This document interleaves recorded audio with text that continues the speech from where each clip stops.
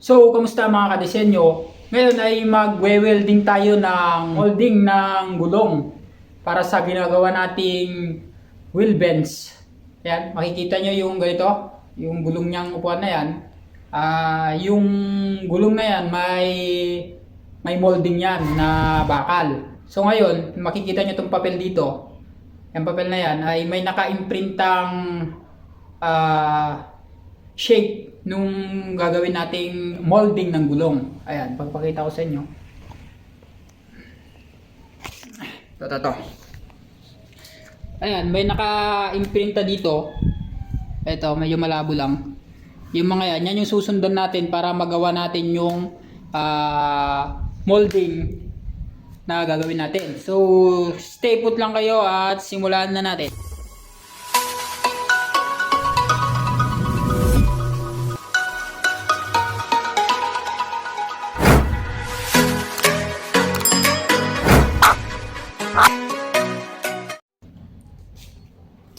So yung mga kakailanganin natin, syempre yung flat bar, ito.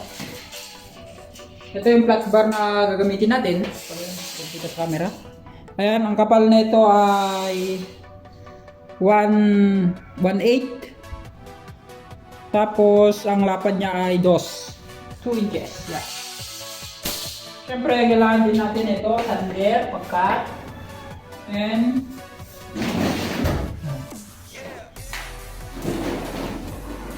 extension natin para sa ating welding machine. Yeah. Ayan, extension natin sa ating welding machine.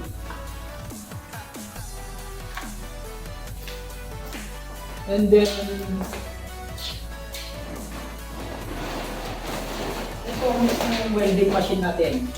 Okay guys, portable lang itong welding machine natin.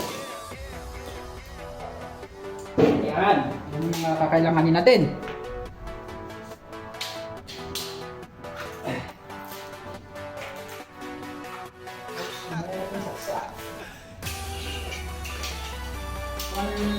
Lukatan yung bodega, kailangan yung welding rod dahil sa tamos. Nandiyan din ito na? Need the box na? Well, next is metro.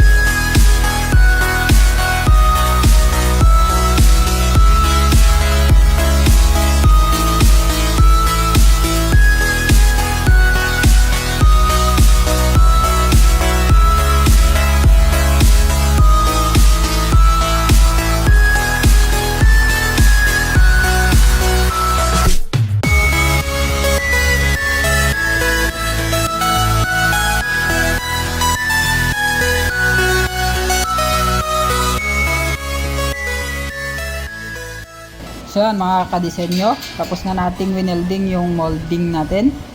Kung gusto nyong makita kung paano natin yan gamitin, panoorin nyo yung video natin na paggawa ng wheel bends. Hanggang sa muli mga kadisenyo.